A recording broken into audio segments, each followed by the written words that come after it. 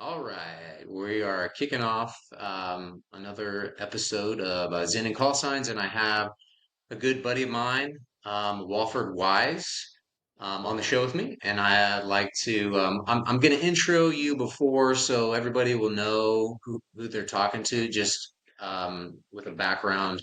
Because as I was coming over here tonight, like to sit down, I was with my son, Brecken, and he was like, "So who's this guy you're going to talk to?" And I was like, well, I think he's doing some like sales stuff for like manufacturer and he's like, really? That's fucking boring, Dad.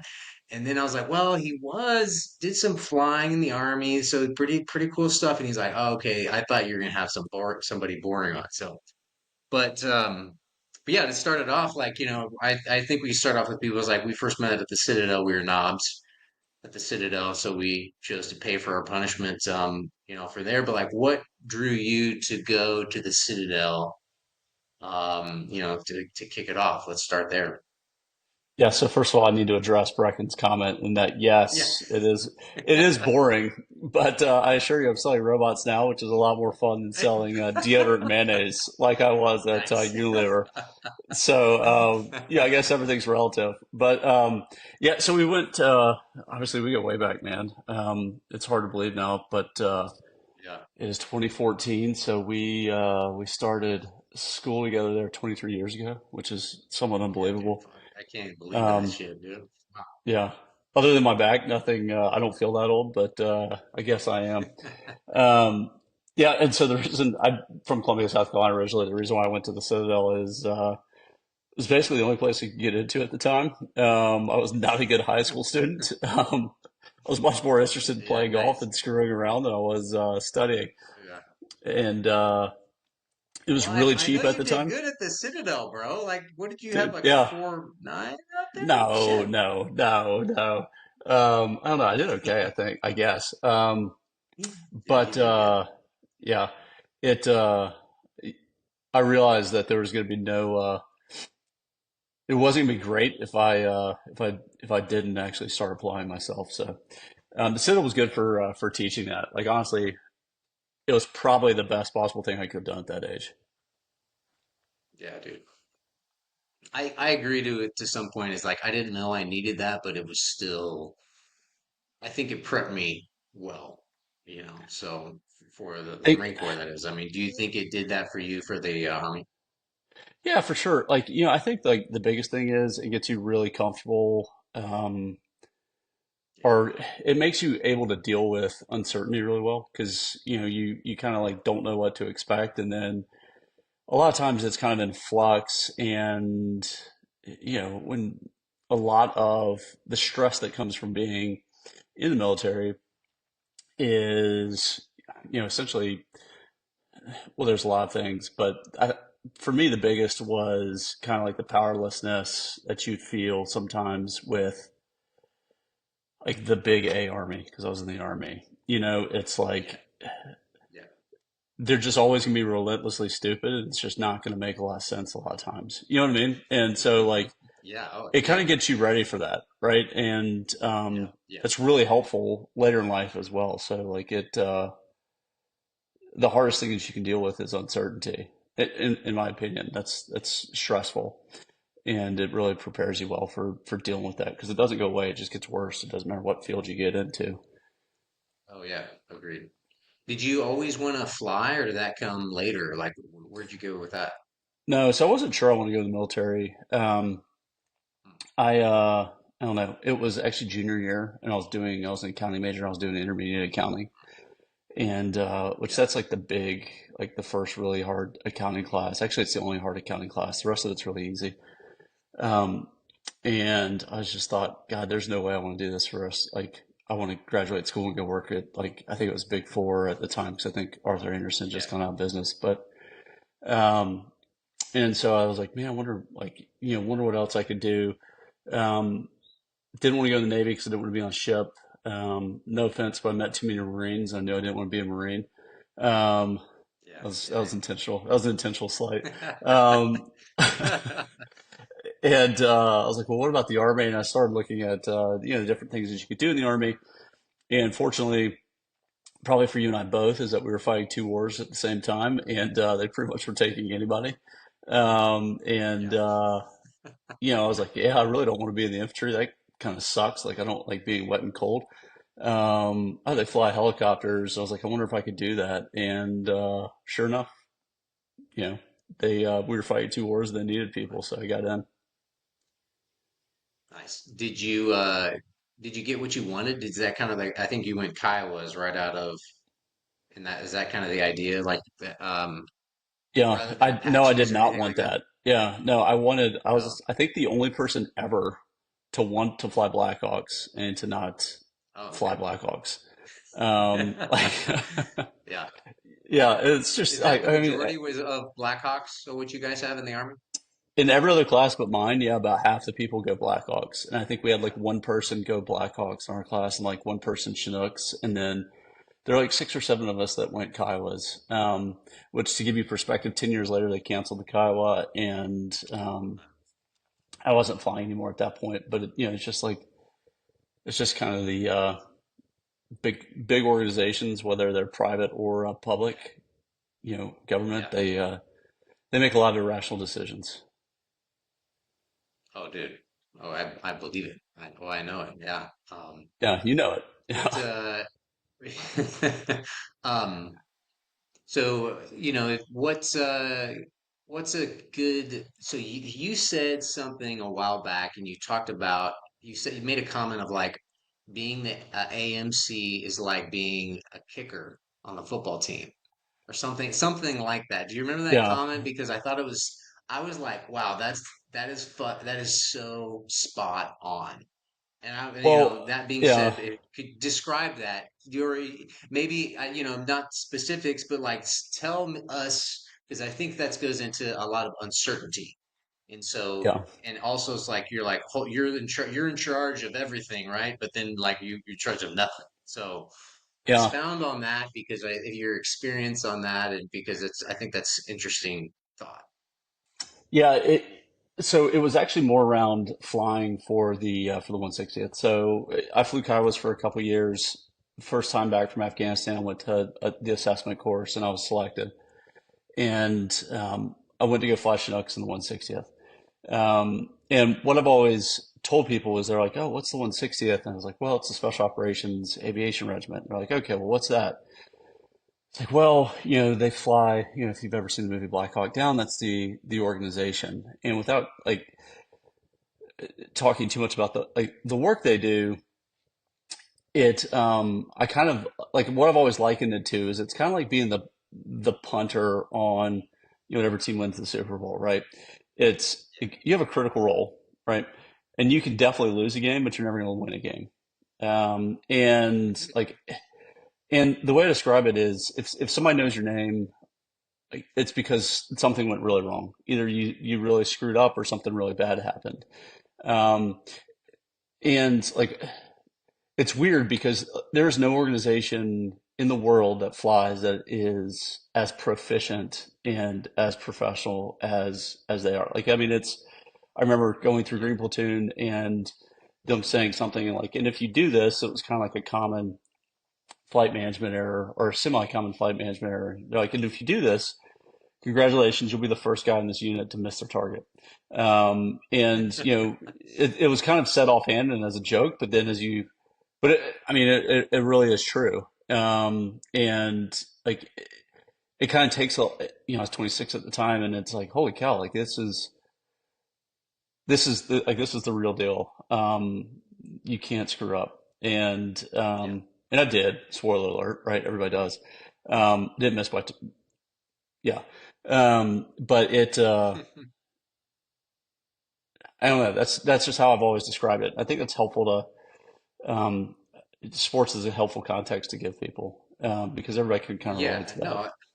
Well, I think I don't think people understand how difficult it is.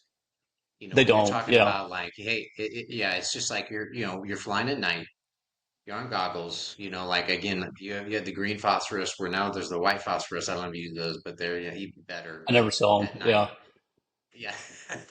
I'm old. Um, and it's, yeah, it's like, it's, I think that's one thing that people don't understand is like it is just so it's just difficult. It is always difficult. It's always sucks. It's always hotter than you know, like there's dust, everything, and it's just so difficult and demanding.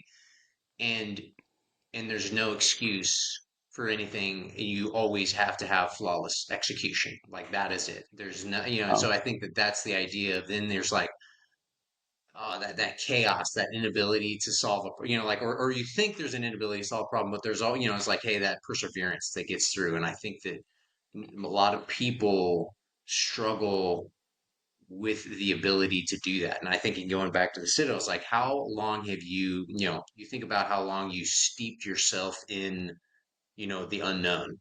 And yeah, I like to think about it as like when you look out in the goggles, sometimes you're like flying, like you know, same thing where you're like, okay, I'm like 100 feet, you know, 100 feet off the deck. It's like, I can't see a fucking thing. God, you know, it's like, it's just still, I don't know if anybody's comfortable in that yeah. environment. I I think that's the unknown. 1 second, like I guess it kid. Give me 1 second. Oh yeah. Take your time, bro.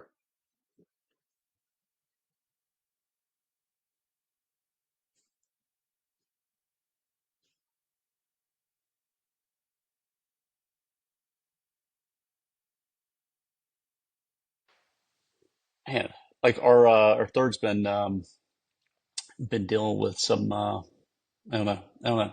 He's had a fever for the last couple of days. It sucks. Poor guy. Feels terrible. But one Sorry of to the hear that, buddy. things, yeah, yeah, me too. One of the things you said that like the thing about flying that I think at least military flying that people don't understand is that flying is actually the easiest part, right? That's why the junior guy flies, and the senior guy does everything else. Like they navigate, they manage the aircraft, they manage all the procedure, they do a lot of the radios. Um, Yeah.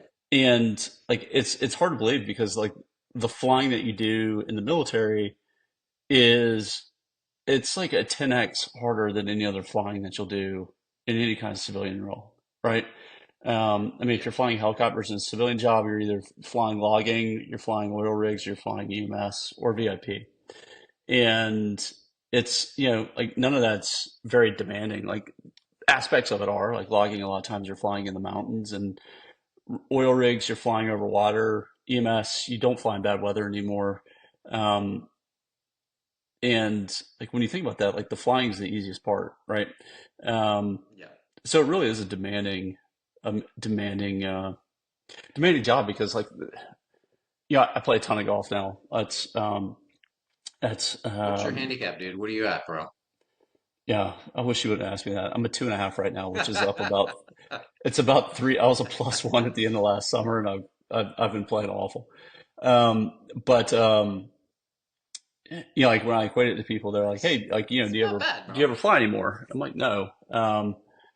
Yeah, uh, you know, they're like, "Hey, do you ever fly anymore?" I said, "No. I've got one time consuming expensive hobby. I don't need another." And like the difference is, like Yeah. in golf, the difference is I can suck and lose $20 in golf, but you can suck exactly one time flying. Um, I know, before man. like there's no second chances, right? Yeah. There's no next round. So.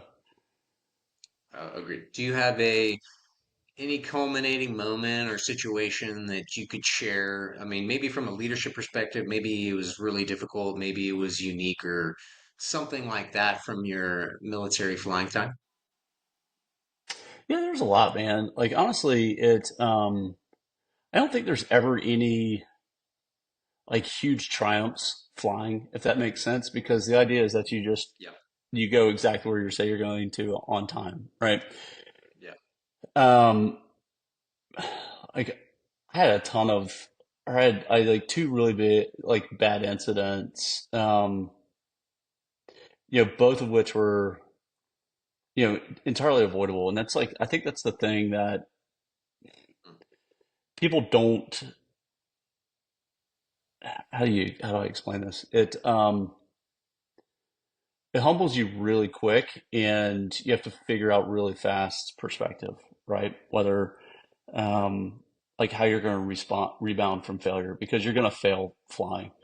Yeah. I remember like I was about 6 months through my first rotation in Afghanistan. I was still junior, I wasn't the pilot in command at the time. I was flying with an instructor pilot. And we didn't do the rearm refuel checklist correctly, right? We were trying to get back out.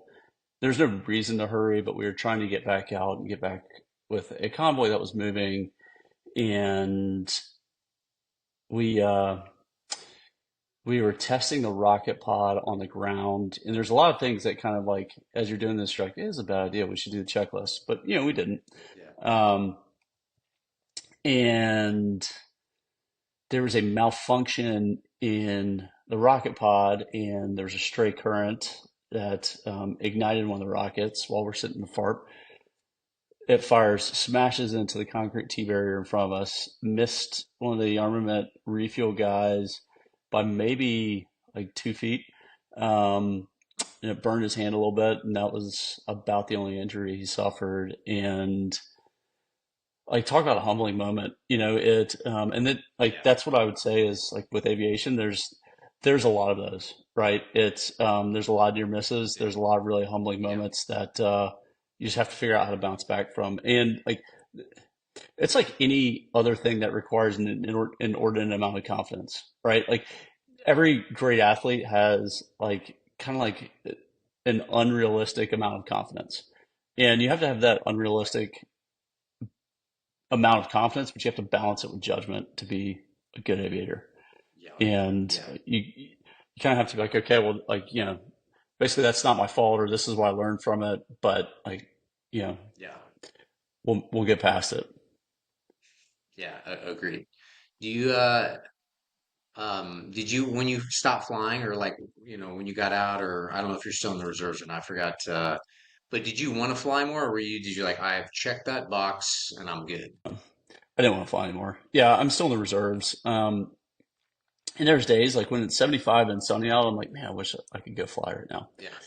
But like, to your point, it's Yeah. never 75 and sunny. It's either like 40 No. degrees and you're freezing and your hands and your feet are numb because you have the doors off, or it's like 105 and you're walking across the flight line with 40 pounds of your shit, and just miserable. Yep. And so like, and Yep.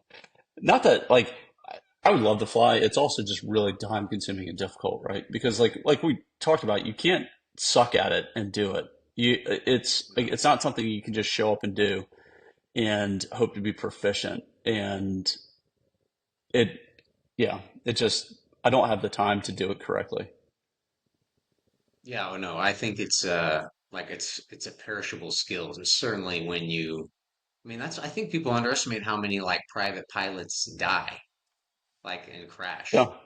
Oh, it's like, I Certainly in mean, like and it's all IFRs or human error. Yeah. yeah. Oh yeah. Except for Boeing now, there's maybe some weird shit going. Well, it's still human error because it's the I The don't know, plane's still but flying. Yeah. Like you could, yeah. yeah. And as a professional pilot, like those guys definitely should have known better. Like that. But anyways, Yeah. Yeah, indeed. Um so what's so after military, what drew you into the kind of I feel like you've kind of followed a same role with which what you're doing now from like once you got out I think you started work for Nestle and some other stuff but and it seems like the trajectory is taking you on a pretty good role because you're right you're selling robots now or something like that um but before I get into that tell me about your transition so from the military to back to we from the Citadel military and then getting out transition. How was your transition? I know you had a family, and an extended family, so I know how much that helps. How was that? Was it easy? You do that well? What was it like? it wasn't easy, but also wasn't hard. The hardest thing is learning how to network and talk to people, and Yep. and figure out kind of like how to translate your skill set. Because everybody coming out of the military has it, and they're all competent Yeah. for the most part. Um, those that aren't typically become leadership consultants, but Yeah. That's um, something else I feel like we should circle back on with like leadership in general.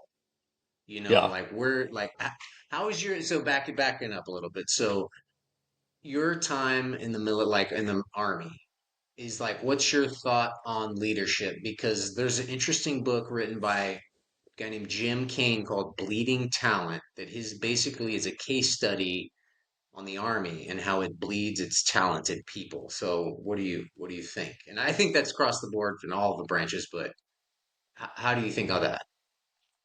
Yeah, I think that's pretty accurate, right? About like so the big cut in the Army for officers is troop or company command, right? And like being an Army aviator and an aviation officer, like the first 5 years, there's probably no better job in the world. Like it was so much fun. I remember in flight school right before we graduated, last thing you do is aerial gunnery, where you learn how to shoot. Yeah. And I remember I wasn't even 21 yet or 22 yet. And I was like, I cannot believe I'm getting paid to do this. Like it was so much fun. And like Afghanistan was a ton of fun. The first time I went, right? Kelly and I weren't married, didn't have any kids. It was awesome. The part about being gone for a year sucked. And you don't really get to experience the culture over there, which sucks. Kind of sucked not drinking beer for a year. But it was a lot of like it was just a lot of fun. And being a platoon leader was a lot of fun. And then you do Yeah. some staff jobs, and like you're kind of exposed to more to senior leaders, the battalion commander or the squadron commander and your brigade commander. And I remember, I'm not going to say the guy's name, but he was just grossly incompetent as brigade commander. Like, Yeah. like just totally disingenuous. Like, if leaders are expected to be at a minimum ethical, and honest, like he just wasn't, he never seemed ethical or honest. He was also a terrible communicator because, he would frequently say things like, I'd never said that. Well, if everybody thinks you said it, like either you're communicating incorrectly or you're just You're lying. dishonest. And I'll give him the benefit of the doubt that he was probably just a bad communicator. Um, and I was fortunate that I worked for really good squadron commanders. I had really good field grade officers at the time as well. The majors that are that are in the squadron. Like it's typically an Yeah. operations role or an executive officer role. And came back, went to the 160th, and I worked for mostly good officers there, really good officers. Um, some were bad, but like more than not, they were really good, right? And I joke, and this is also true. Um, I was easily one of the worst pilots in the 160th, right? Like without a doubt. Because they're just really competent people, and that's fine. Like it was hard to accept that at 26, but now looking back at 40 or 41, it's like, yeah, it's probably honest. And at least I was good enough to make it there, right? Um, and but I remember I went back for company command, and I it was kind of unbelievable the attitudes. Like our squadron commander he would take his training flights to go out and look for hunting areas that he was going to go hunt in on the weekends, right? Um, and it like, and it, I was just surprised with how poor the talent had become. And like, you kind of realize that like after company command is kind of like the cutoff. Yeah. Um, Either guys go back to special operations and they come back for command. Like you have really good commanders that do that. Actually, I think the guy, I don't know if he's still chief of staff of the Army or not, but um, McConville did that. It was a brilliant guy, like great guy. Um, and then you have a lot of people that just get out, and you kind of are left with this middle that, Yeah. like, I don't know if they're stuck or what, but they just are not very, very good. A lot of them. It's kind of like um, more about kind of just like answering the mail rather than leading and being proficient, right? Yeah. Because It's like proficient, yeah. like proficiency and Sorry. certification are different things, right? And the focus is on Sure. certification. Like, oh yeah, well, I did this training event, so I'm certified. It's like, okay, well, that, is that a demonstration of proficiency, or are we missing something? Like, none of the certifications required any understanding. This was like as we were transitioning from the counterinsurgency that we were fighting to like a near peer threat, right? And none of those had any requirement to understand um, electronic warfare, right? Which, as you know, is like Yeah. that's a huge blind spot, especially for maybe not for V-22 guys, but for helicopter pilots. It's like they know almost nothing about it, and you're also the most vulnerable, right? But you also Yeah. have huge advantages in that you can basically fly as low as you're comfortable, um, and mitigate a lot of that. But there was almost no emphasis placed on that, and it's kind of frustrating when you see that disconnect. It's like, well, you're telling me to do something, but that's not what we're actually doing. And I think that's why, when you extend that more broadly across the rest of the army, I think that's why a lot of like you do bleed talent. Because if you've kind of had your fun and it's awesome, you're like, yeah, just you have some really dedicated guys that are just really competent that stay in. But I would say they're definitely the minority, and the majority are Yeah. just like kind of like the middle market, that stays in.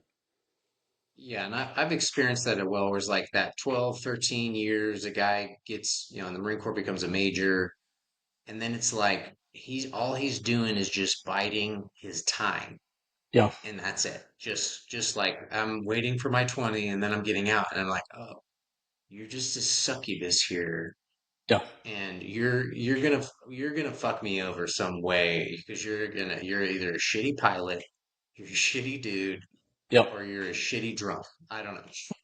Yeah, you're going to do something, right? Like Yeah, like whatever you're going to do, it's going to be in your best interest rather than the interest of the men and women that you're supposed to be leading and serving, right?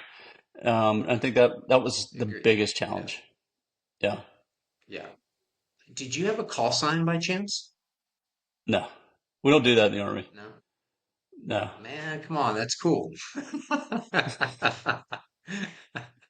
I did Um, have an yeah. Air Force lieutenant colonel who introduced himself at a training exercise. This is what I was flying Chinooks. I think it was Boner, and it's like I'm not going to call you that. I'm going to call you sir because you're lieutenant colonel. Like let's try Yeah. acting that way. Yeah, So yeah, my like since when I was contracting for the Navy, it was eye-opening to be yeah. like, everybody's like it's an E2, it's just like to the captain, hey sir, what's up? High five. I'm like, God, this is you This have is to get weird. used to Yeah, this here. yeah, yeah, Oh, so yeah. Speaking of ships, is like I didn't think I'd spend 2.5 years of my fucking life on ships being in the Marine Corps. So that was another thing I didn't think about but here I am. Um, so continuing on transition. So getting out of the military. So I think so what was it like for you? My experience is that I think it's certainly helpful to have a wife and children and infrastructure. And I know a lot of guys getting out don't have that. But and I think I know how important it was to me and to facilitate my transition, getting out, what I want to do when I grow up again. So what was that for you? I don't know. I didn't think the transition was bad at all. It took time and it took a lot of like again failure. You have to be comfortable failing. And maybe I'm just fine with that. Like if you look at maybe I'm just a masochist because like I love playing golf and typically more often than not you fail as an aviator. There's no like wins. We talked Yeah, about that, right? You just do your job. And I'm a sales guy, which means that like a lot of times, like the joke is when I first started at Nestle, it takes 7 no's to get a yes. So like I guess like I don't know, maybe I'm just more comfortable failing than other people, but or I just like yeah, punishment. I don't know. Um, but I didn't think transition was bad. Like I don't think it matters really what your family situation is as long as it's stable, right? yeah, So like I took different roles and I looked at different paths because I was married with young kids, right? I wasn't going to go to an Yeah. MBA full time and incur a bunch of debt. I was debt free at the time. We still are, living in the house, and that's always been important to us. Um, and so I wasn't going to take out a bunch of student loan debt and not, more importantly, not work because I felt like I was behind professionally, and I needed work experience rather than an MBA. I still got my MBA, but I got it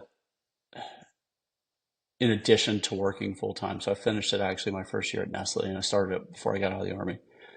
Um, and Nice. we'll come back to that because I think it's a major mistake that people in the military broadly make. But I think like it's stability and like if you're stably single, right? Like I think that helps to inform your Yep. decision. But it's when stuff is in flux and you don't have that stableness that it makes it difficult. But like the transition wasn't hard. It just took a lot of work, right? And it was understanding like what am I first of all, what am I qualified to do? And then what are my skills? And how do I relate those into what I want to do? And those are three different things that you have to solve. So it's like, what am I qualified to do? Well, here's what I'm good at, right? And you kind of translate your military experience. And spoiler alert, there's almost no job in the military, um, short of being a general officer and commanding a division where you can say that you're a CEO equivalent. So that's Yeah. number one. Number two, you're not a director of anything either, because a director is a very senior role in private companies, right? I'll liken this to CPG because it's a consumer goods, like at Nestle and Unilever, because they're very hierarchical and heavily matrix organizations. But director, typically makes on average like compensation of 250 to $300,000 a year, and they've been working in the industry for anywhere from 10 to 20 years. Um, and because of that, like that's a lot of experience, and veterans don't understand. They're like, yeah, I know how to manage, I know how to lead.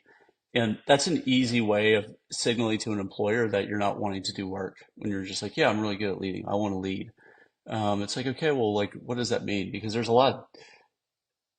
have to get into a lot of detail, a lot more than you do as a commander in the military, right?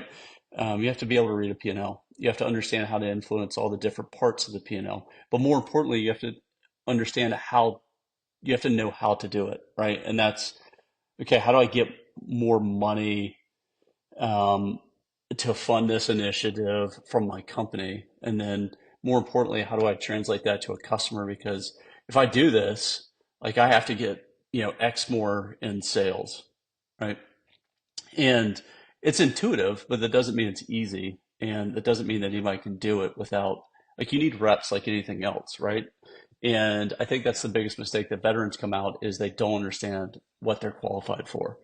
Um, Yeah. and then they don't know what their skills are, right? They talk to a headhunter or they talk to their buddy who are like, yeah, you're like like you're an operations management guy, and that's true. Like I think you can come out of the military and with kind of minimal effort as an officer and go straight into those roles. Um, but like you better be really clear that that's what you want to do because that's a pretty demanding profession, right? And Yeah. some of the smartest guys you'll deal with or you'll work with in the civilian side are operation management, specifically production guys, because you're running that plant at 100% capacity, and you're working really really hard, and you have to be really smart to do it correctly. So I think that's Yeah. the second mistake is that guys don't understand what their skills are, right? Because like a lot of guys are like, yeah, I don't want to go into sales. I'm not a sales guy, and I thought that too until I learned what sales was. And man, if you like to compete, um, then go into sales because you're selling all the time as an officer, right? You're trying to sell your plan to your commanders why you think we should do this course of action rather than that one, or you're trying to influence your peers. You're trying to influence like you can always order people to do Yeah. stuff in the military, right? That's typically the worst way to get people to do what they like what the Yeah. organization needs. You gotta get buy-in because then they'll actually care about it and It won't be an awful place to work, which is, I think, one of the biggest problems. So you have to understand your skill set, and then like you have to understand what different roles are. And I think that was the hardest because it takes like there's no answer to it, right? Business development, for example, means totally different things depending on your industry. Business development in consumer Yeah. goods means mergers and acquisitions, right? It means like that's where you acquire kind of new brands or new businesses that you think are going to like grow your share in a category or give you a strategic foothold in another category. Business development in my current industry is totally different because business development is essentially cold calling, kind of fielding leads, um, driving awareness at different industry functions, and like Yeah. it's really confusing and it's nuanced, and it's one of those things where there's no substitute for experience, and it just takes time to learn it. Yeah. Yeah. So how much when you got out Nestle, I was just curious because I think this is important too, is because I did a little bit of this as well as like cold calling. Did you do that or like, like hit the fucking phones? Yeah. Did you have that? What? Well, Okay. it was so I had a weird role, man. It was like I was selling chocolate milk for Nestle and I was managing an ice cream Yeah. distributor, which so Nestle at the time owned an ice cream business and they used the same distributor. It was an ice cream distributor out of Dallas and San Antonio um, to sell single serve ice cream. So the stuff that you'd see in the Nestle bunkers at gas stations Yeah. and single serve Nesquik, um, all flavors. And so I was small format, which was gas stations, and I managed this distributor. And like the distributor ostensibly is supposed to be doing all this, and you're supposed to be managing that distributor, making sure um, one that they're developing new business, two that like compliance is good, all this other stuff. You're managing shipments in and out of the distributor, asset placement, all these different things that go along with it. Um, And they do a lot of that really well, but they don't really care about developing business the same way that you do, right? Because to them, their big business was ice cream. It's labor intensive, it's really expensive, it's asset intensive. So, like, that was their priority because they had to eat all this overhead. They had these massive frozen distribution centers, they had these frozen trucks, all of which are really expensive. So, they didn't care as much about developing Nesquik. But that was my primary grade was on Nesquik. So, it was figuring out really quick, like, okay, I've got to drive business. And yeah, like I couldn't have gone into a better situation because one, I was in a job where Nestle didn't care about it, right? They were a grocery company, and I had a boss that actually his son ended up going into through the 18 Delta or the 18X program in the Army, so he went straight Yeah. from school into becoming special forces or a Green Beret as they're popularly known outside the military. Yeah. And so he was really supportive. He was like, "Hey, I'll underwrite you whatever you do. It doesn't matter. Um, like, just tell me when you need help." And then I worked with a guy who kind of like taught me how to do account management. Who was really experienced, great guy. And it was pretty much the perfect situation. And they kind of let me fail, but they also let me learn. And but a lot of that learning was you did have to do cold calls. Like I got kicked out of more 7-Elevens. I'll still never go to a 7-Eleven because like I got kicked out of Yeah. more of these 7-Elevens trying to get Nesquik in them because they were supposed to have it and I they think, like they do whatever they want. yeah. But I think that's something that's like telling is like I feel like that's very, in my thought, is like that's really fucking humbling, Yeah, yeah, I to mean, know like where you, yeah, it wasn't like it was kind of I don't know. It's also fun, because it's like if you like to compete, like it's like yeah, all right, yeah. I'm gonna be back, right? Like this is gonna happen. Like I'm gonna keep coming Well, back yeah, till and I it's in think, here. well, yeah, but it's your attitude towards that is like, and that resiliency is what I'm just trying to get, like thinking of and getting at, where it's like, hey, because I've had those experiences, like you're getting kicked out of 7-Eleven or whatever, making your quota and all those things, where it's like, I think if veterans get stuck on, well, I did this, in my past, I did this, I flew this, or I did, I this, that's that they get caught up in failure. And I think that's what you're describing is like, yeah, okay, yeah, fucking get kicked out, 7, Like I'm going back next week. All right, and see if I can hit him up again. So it's just like Yeah. that persistency. So yeah. Yeah. Yeah. And it's like, and I think we both would say it's not that it doesn't matter what you did. It matters a ton, but not in the way that you think it does, right?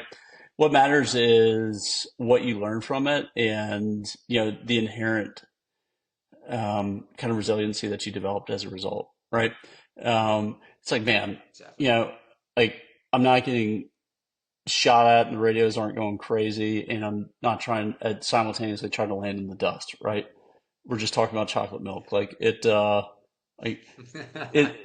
Yeah. you put it in perspective and it's like, man, if I can do that, like 100%, I can do this. Right. Like I might screw it up and you 100% are going to screw up no matter what you do.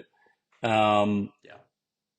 But again, like, if you've heard anything, like it's like screwing up is how you learn. And Oh, it's not that you screw 100%. up, it's how you bounce back. Right. Exactly. Yeah. Yeah. So do you have like back stuff? Like what's your stuff from military? You've mentioned that a little while. So you doing all right now or how's it going? Yeah. Like, I think, um, this is my opinion and not everybody else's, but I would say everybody comes out of the military in some way different, right? Right. And I think everybody comes out of combat much different. And like I think the hard thing is recognizing that, right? And Yeah. that doesn't mean it's going to be easy. And I'm fortunately pretty, like I would say, pretty fortunate, right? I think like so what I've dealt with most is anxiety, right? Mm. And trying like for me it comes up during really stressful times and like not being able to sleep or not being able to like kind of switch off of focusing on like whatever it is Yeah. that's kind of looming, right? um and like but understanding that that's part of it, right? That's the bad, but there's also a lot of good that comes from that. But knowing that like you never come out of it the same person as when you went in, right? Yeah. um it's going to change you, and you definitely do change. um some of it good, some of it bad. But like you've got to learn how to live with it and how to deal with it. Yeah. Have you heard of I think I may have sent it to you. It's called vets. They're using and it's like being pushed to the VA and on the but they're using psychedelics, specifically ibogaines and 5-MeO DMT for also like all sorts of different things. Ibogaine specifically that rewire like the myelin in your brain and some other things as Yeah, well. It's because I don't know if are you familiar with that at all? I have heard of it. Yeah, I'm not. I will tell you that's like my only experience with it. I would be way out of my depth talking in detail about it, but I've heard about it, and I know you're involved with it too, right? I have had a couple experiences, and I think not ibogaine specifically, but some other ones. Yeah, and I've had really good experiences. But that specifically spoken on, would be right up your alley, where they're kind of catering to soft, and operators, multiple combat deployments. But it's a where ibogaines is unique in itself that it's a mind, body, spirit reset, like truly like something that's like wild. It is not some like recreational drug type thing. It is like a like some medicine, sentient medicine or something like that's been described to me. It's very interesting from some family and friends that have done it before. But just it's really fascinating. Um, deal. And like I think where the my experience of the VA is not like they're crushing it there exactly. I don't know what your experience is, but and also for like the psychedelic side, what comes to mind is like there's no profit in the cure as well. And that's kind of Yeah. the probably the comes to mind for me and how I think about it. Um, Yeah. Like, I don't know. but Like we're a capitalist society. I think profit's not a bad thing. It's how you get the profit and what you're deriving profit from. But like I would say for people, like your point about the VA, right, is if you like your military medicine, right, if you're like, man, I had great healthcare when I was in the army, then the VA is probably a great like source of care for you. You know what I mean? Like it's yeah, probably yeah, fine. Um, if you don't, then like you just like you have to recognize that now, and you have to yeah, understand like I'm gonna have to do some work to figure out how I get the care that I need. And that's yeah. probably not going to be through the I VA. Like you're not going to make the VA no. give you the care that you need. Um, they're going to give you the care that they offer. Um, the care that you need, if you know what you like, you have to know what you need, and you have to be an adult and Dude, figure out how to get it. I feel like that is so difficult for so many people because it takes a lot of discipline. I mean, for instance, actually, do you cold dunk? Have you done that yet? I've not. No, no.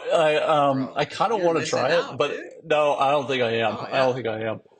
Um, Hey, it's real easy. You buy a 10 cubic foot chest freezer, JB water weld the seams, temperature sensor, little ozone generator, little fish tank filter.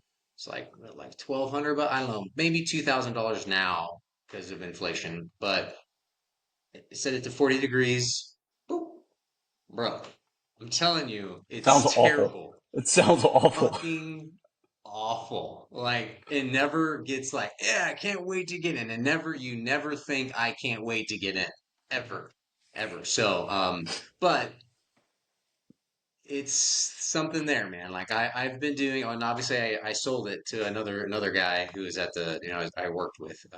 But I did it for a few years, almost daily. And I think it's something up your alley because you like to do, painful things. But what do you do for your workout? Do you have something like Atomic Habit Wise, something like that workout that you do to keep it all together, bro?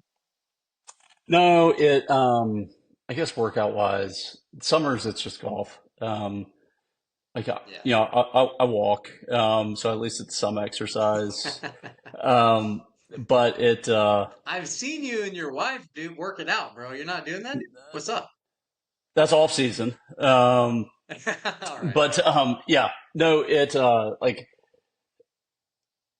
so it's kind of morphed over time because I'd rather be outside and be active during the summertime when the Yeah, weather's nice, and that's why that's why golf. One, I love playing golf, but two, it yeah, kind of affords me opportunity. And it's so time consuming, like I can't really do both. And also, like to walk and play, like my back and my legs can't really handle doing both, right? Because I yeah, carry my bag too. But when I am working out during the fall and the winter, the spring, I typically do at least 4 days of weights, like heavy weights, right? It's either a push day or a pull day. yeah, Um, yeah, push days like squats and bench and some type of overhead press and like lunges, get ups, stuff like that.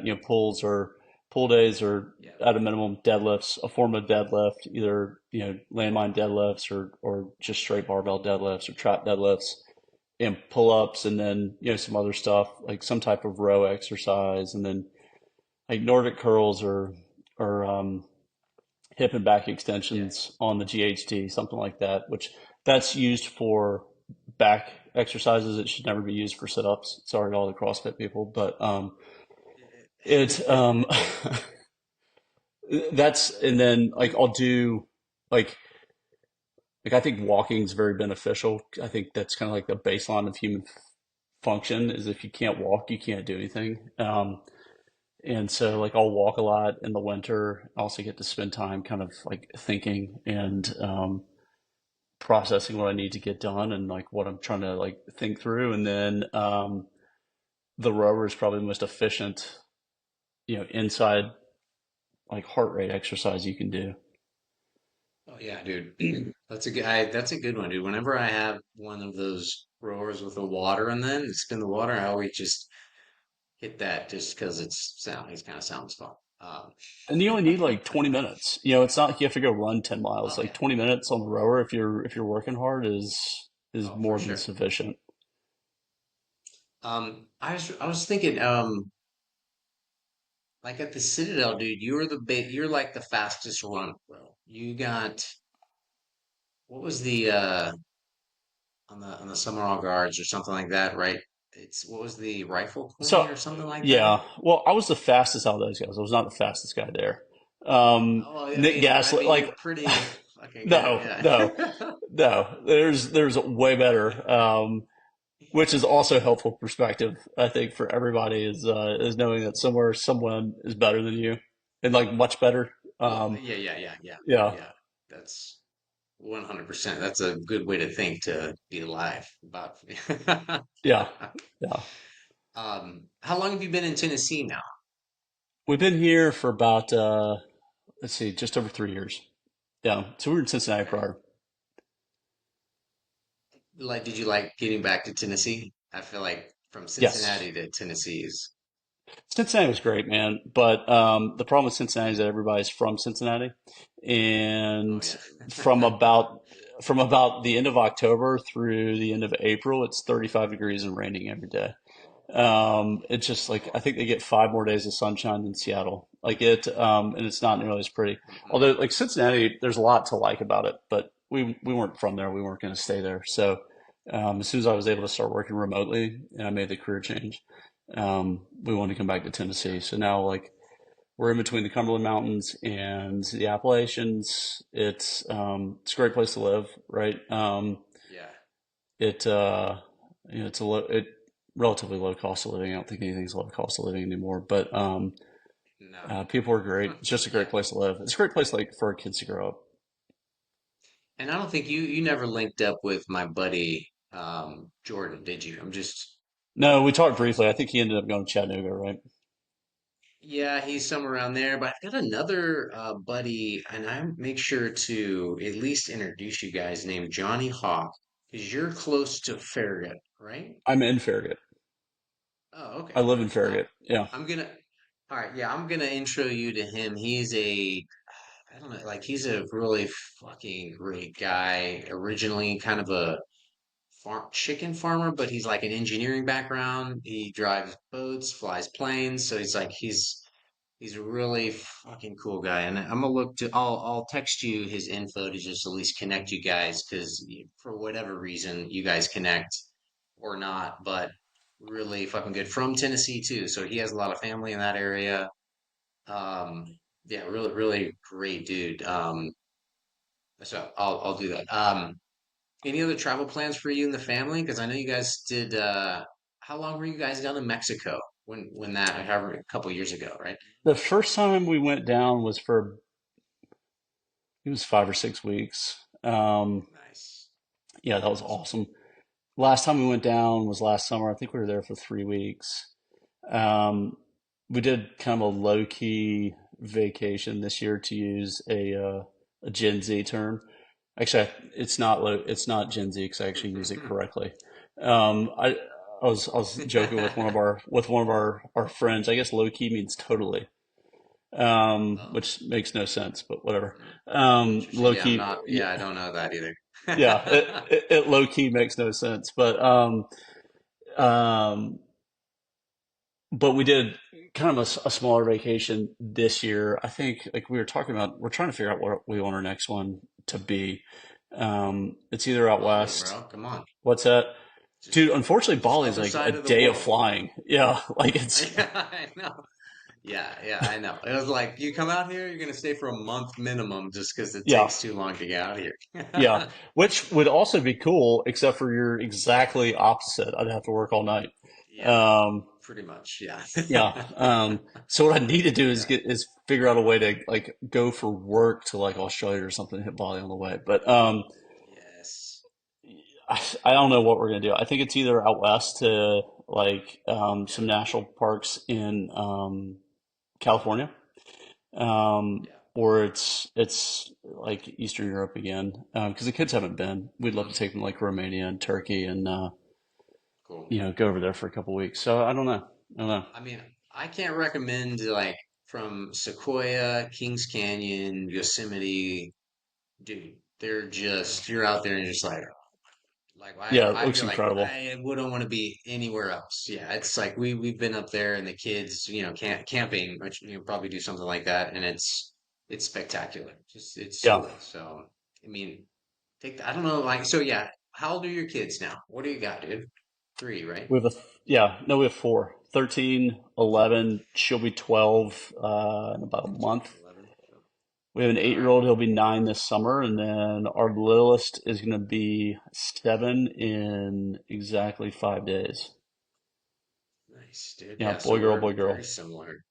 Yeah. Yeah. How is it being a dad, dude? What do you think about being a dad? How are you Uh, with that? yeah, I mean, it's great, man. Anybody that tells you otherwise is lying, and also anybody that tells you that it's easy, and that every moment is fun Yeah. is also lying. Um, I would say it's probably not fun a lot of times. It's extremely rewarding, and Yeah. I don't know if that's the right term, but it's hard to Yeah. describe. I You know hear what I you. mean? I feel Yeah, like it's yeah, like love and discipline. Like you're like, yeah, how do I do this? How do I oh my gosh, yeah, I know. And you're like, what? Why? I think I've said that 20 times, but yeah, nobody's listening. Great. Okay, yeah, I can't. Nobody. Like. Okay, we can't spank anymore. Like, right, right. I'm like, what the? I don't know. yeah.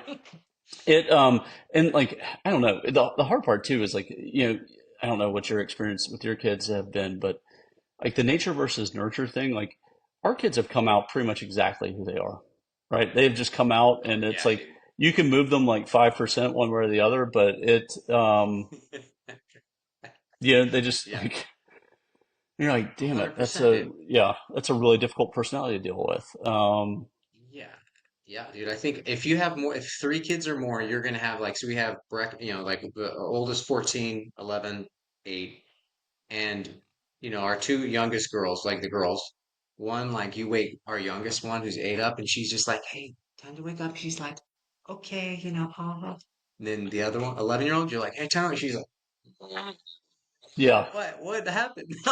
yeah, yeah, We, yeah. yeah, dude. Agreed, agreed. Four kids, bro. That is. Do you guys have a nanny? Like, what's No, up? That's a no, lot going no. on, My bro. wife works Oh my too. gosh. Yeah, it. Oh man. Yeah. What I joke with everybody is, like 1 to 2 is linear, right? But once you get past two, like 2 to 3, 3 to 4, it's like it's an It's exponential curve. It's not. Yeah, It's no dude, longer it's linear. there's Yeah, literally a problem called the three body problem, and it's incalculable. And I'm like, oh yeah, that's three kids yeah, or more. Can't fucking deal with that. yeah, yeah, yeah. Yeah, It's pretty much chaos, right? I mean, it's like, and that's kind of like you're just like, yeah, there's just certain things that we just can't do, and like certain yeah, I things agree. that you just have to let go, and you're just like, well, that's just gonna happen. I was telling you, my Yeah, son was not feeling well this morning. Woke up this morning, had some water. He hasn't been feeling well. Immediately throws up. Right? It's like, oh my gosh, man, poor kid. And it's just like, yep, there's no way to prepare yourself for that, right? I don't think anybody would describe that as fun. And like the feelings yep, you get, you're like, gosh, wish you could just make them feel better, but you can't. yeah, You just have to do what you yeah. can.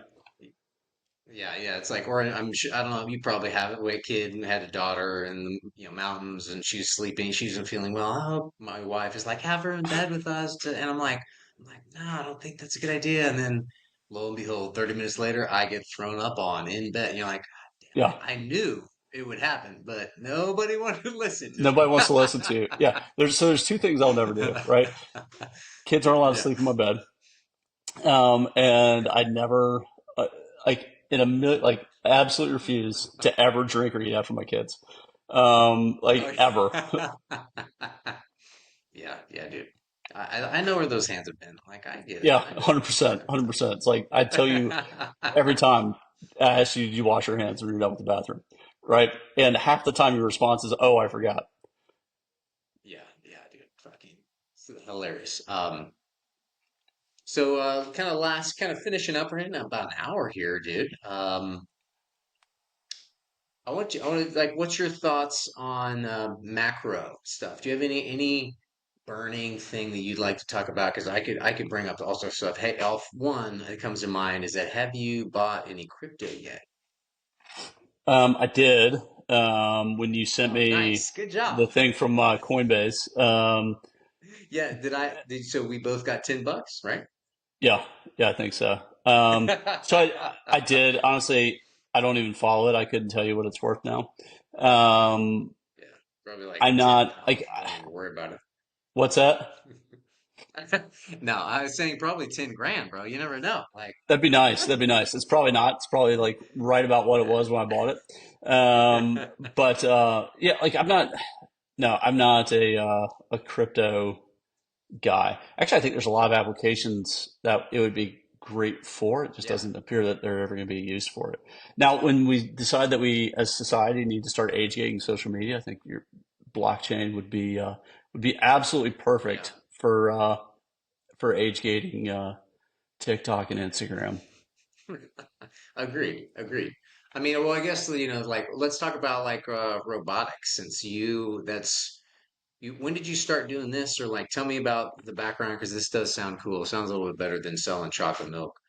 Yeah, so it was 3 years ago. Like the biggest problem, so I came into it when I was at Unilever. I led our e-grocery sales for the U.S.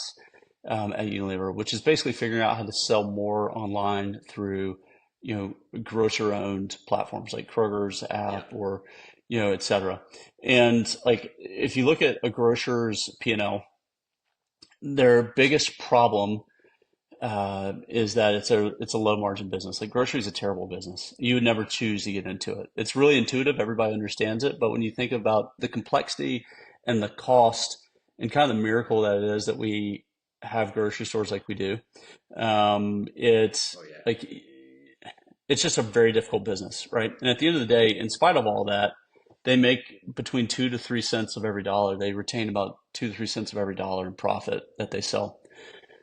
And so as they were expanding into e-grocery or, like basically e-commerce for grocery, um, it made it worse, right? Because it put intense pressure on their stores operationally and it required additional labor, which they can't sell the groceries for more online. So you can't buy, I don't know, like I don't know, like a pack of Oreos. Like you can't buy it for $6 in the store and then charge like $9 online, right?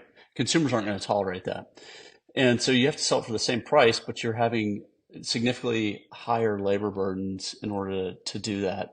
And so, how do grocers take this? Which is when I started doing it was um, it was a money like it lost money. It wasn't margin dilutive. It was like a negative margin.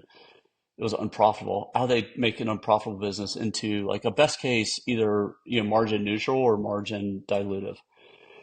And Yeah. there's basically two levers. They could increase revenue through additional revenue streams, which if you see all these different like media networks and advertising placements on retailers' platforms, that's they charge for that, right? That was a revenue stream that they were able to create, but that's kind of maxed out. So the only other lever that they can impact is labor and the cost of labor and reducing the cost to pick. And so using consultant math, if you're paying an associate $25 an hour, right, for pay and Yeah. benefits, they can pick, roughly, 4 orders an hour, right? So divide 25 by 4, and that means that, it's roughly $6.25 that you're spending additional for that order, right? And you can see how if you're selling $100 basket of groceries, you're only retaining about $2 to $3 of that in profit. So now you're not retaining that anymore. You've now lost about $3 or $3.50. And so like you've got to reduce the labor And that's the idea behind the robots that I sell. They're goods to person robots. And essentially, the easiest way to think of them is like big vending machines. And if you take everything, all your shelves, and you Yeah. kind of put them into these totes that move around in the structure, and you stand at a workstation, the robots bring it to you. Because basically, like inherently, what robots are trying to do, robotics in general, they don't they're not to take people's jobs, right? I think is a common misperception. I think they're trying to let people do people things instead of trying to automate Yeah. people into I doing feel like robotic eliminate tasks. waste, Yeah. right? Like, God made us intelligent and gave us brains not to stand mindlessly and to put AirPods in and go down the shelf and scan products and pick them out, right? Or to walk 20 miles a day in an Amazon distribution center doing the same thing at a larger scale. Like he gave us judgment, Yeah. and like it's allowing us to use our brains and our God-given abilities to add value back to society and do people things Agreed. instead of trying to make people into robots. Because those robots need to be Yeah. repaired, those robots need to be programmed, those robots need to be designed, and all that is done by people and using critical thinking and using skills. Yeah. And so I think that's like, in a gist, that's a very long answer to your question. And so I did see the robots, and I feel like I've seen something similar to them on the Amazon floor, where it's like a low level, they're I can't remember, but it's kind of low square design, and they're basically facilitating like that back end. But it was well said, dude. Of just they're going to be jobs that are going to be replaced. They're going to be different jobs. It's not going to be the same job. These robots and or AI are not taking the jobs. They're doing the jobs that are because they're going to be more efficient at them. Yeah, And then we can do the other jobs that like that back end help, the back end support. So yeah, agreed. I got somebody